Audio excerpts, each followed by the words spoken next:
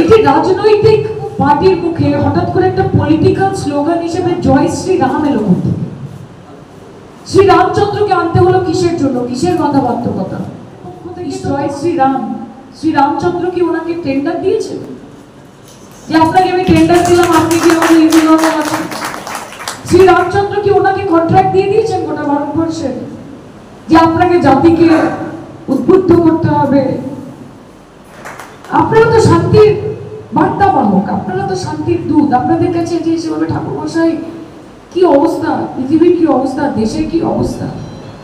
আমরা বলি না যে আপনাকে গিয়ে একটা স্পেসিফিক পার্টির জন্য কথা বলতে হবে, কিন্তু যে ভুল করছে, যে অধর্মকে ধর্মের উপর প্রতিষ্ঠা করার চেষ্টা করছে, তার বিরুদ্ধে আপনাকে বলতেই হবে, কারণ সেটা আপনার ধর্ম। আমরা সেতু ভাঙি না, আমরা সেতু তৈরি করি। কাজে মানুষ মানুষের সঙ্গে থাকবে। এবং সরকারের কাজ কি? সরকারের কাজ উন্নয়ন। সরকারের কাজ হচ্ছে মানুষের পাশে থাকা। ইমামদের পাশে, মসজিদদের পাশে যেরকম ভাবে থাকবেন, ঠিক সেরকম ভাবে চার্চে ফাদারদের পাশে থাকবেন, নানদের পাশে থাকবেন, ঠিক সেরকম ভাবে আমাদের পুরোহিতদের পাশে থাকবেন। আমাদের কাজ হচ্ছে উন্নয়ন। মন্দির মসজিদ করার জন্য সরকার নয়, ভক্তি থাকবে, শ্রদ্ধা থাকবে, ভালোবাসা থাকবে, অন্তর থেকে থাকবে। সবাইকে এক জায়গায় আনতে হবে, এটাই তো আমাদের কাজ। মাথা কাজ করে না, যখন এদিক যাবো না সেদিক যাবো, তখন শেষ বলে যে আচ্ছা আপনি যা বলবেন তাই। বলুন তো কি মনে হচ্ছে আপনাদের? মন থেকে যেটা আসে সেটা বলবে।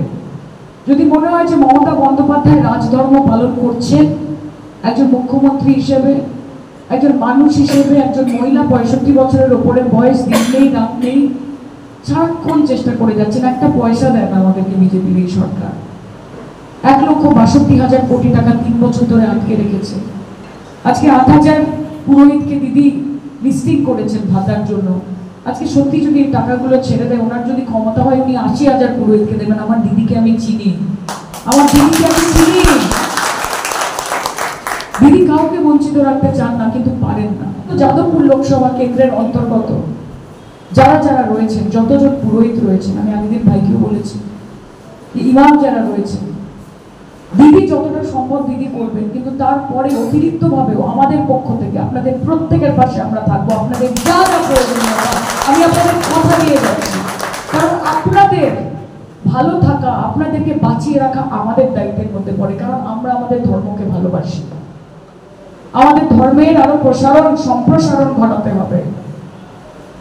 আপনাদেরকে আরো সুযোগ সুবিধা দিতে হবে, যাতে আপনারা গিয়ে গিয়ে নিজেদের ধর্ম, নিজেদের সনাতন ধর্ম, ঈশ্বরাপন্ন মনোভাব, গুরু প্রেম, গুরু ভক্তি, এই সবের প্রচার করতে পারেন। মমতা ব্যানার্জির প্রচার করতে হবে না, কিন্তু যেটা সহজ, যেটা সত্য, যেটা শিব, যেটা সুন্দর, সেই প্রচারটা যেন আপনারা চালিয়ে যেতে পারেন, সেই ব্যবস্থা করতে হবে। দিদিকে দুহাত ভরে আশীর্বাদ করবেন। আপনারা হচ্ছেন আমাদের মাধ্যম।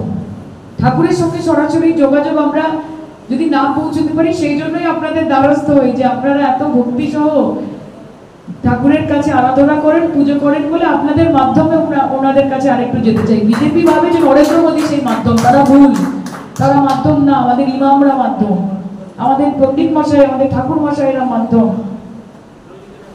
এইভাবে আমরা এগোতে চাই। আমরা সবাইকে একসঙ্গে নিয়ে সর্বধর্ম সমন্বয়, স্বামীর উপর ভরসা রাখবেন।